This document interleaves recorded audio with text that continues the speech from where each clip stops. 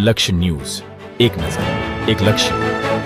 રાજકોટ જિલ્લાના ઉપલેટામાં માનવ સેવા ટ્રસ્ટ અને રણછોડદાસ આશ્રમ દ્વારા સર્વરોગ નિદાન કેમ્પનું આયોજન કરવામાં આવ્યું હતું, જેમાં રણછોડદાસ આશ્રમ અને ડોક્ટરો દ્વારા આંખના દર્દીઓને તપાસવામાં આવ્યા. ત્યારબાદ દર્દીઓના ઓપરેશન માટે રાજકોટ મોકલવામાં આવ્યા હતા.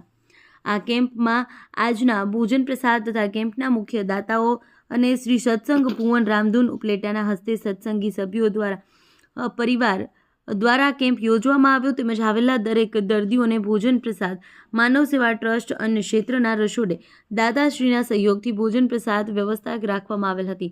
કેમ્પમાં માનવ સેવા ટ્રસ્ટ સાથે સંકળાયેલા સભ્યો આ કેમ્પમાં ખાસ ઉપસ્થિત રહ્યા અને આ કેમ્પનું સંચાલન માનવ સેવા ટ્રસ્ટ અને ક્ષેત્રના સંસ્થાપક લાભજીભાઈ રાઠોડ, સંજયભાઈ માકડિયા, કેશુબાપા સિણુજીયા, અસ્મિતાબેન ભુરાણી અને રમેશભાઈ આહુજા ધામેચા ખાસ ઉપસ્થિત રહ્યા હતા.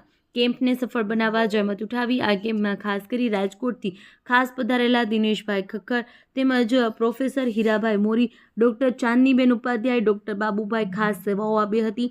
માનવ સેવા ટ્રસ્ટ દ્વારા ઉપલેટા શહેરમાં 25 વર્ષથી પણ વધુ સમયથી આવી અનેક પ્રકારની સેવાઓ કરવામાં આવી રહી છે. રિપોર્ટ અર્શીભાઈ આહિર, ઉપલેટા. હું પરેશભાઈ રાજપરા, ગામ ઉપલેટા.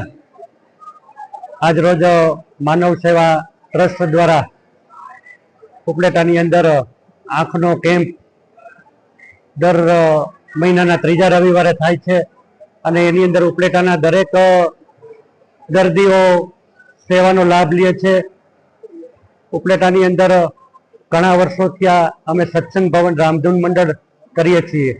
એની અંદર જે કાંઈ ભેટ રકમ આવે તે રકમ માત્ર ને માત્ર આવા કેમ્પ હોય, ગાયોની નિરણ હોય, કોઈ બળદની હોસ્ટેલ હોય, એની અંદર વાપરવામાં આવે છે. તો આજ રોજ રવિવારના દિવસે જે આંખનો કેમ્પ માનવ સેવા ટ્રસ્ટ દ્વારા થઈ રહ્યો છે, તેમાં ભોજનના દાતા અમારું સત્સંગ ભવન રામધૂન મંડળ ઉપલેટા અને કેમ્પના પણ દાતા સત્સંગ ભવન રામધૂન મંડળ ઉપલેટા છે.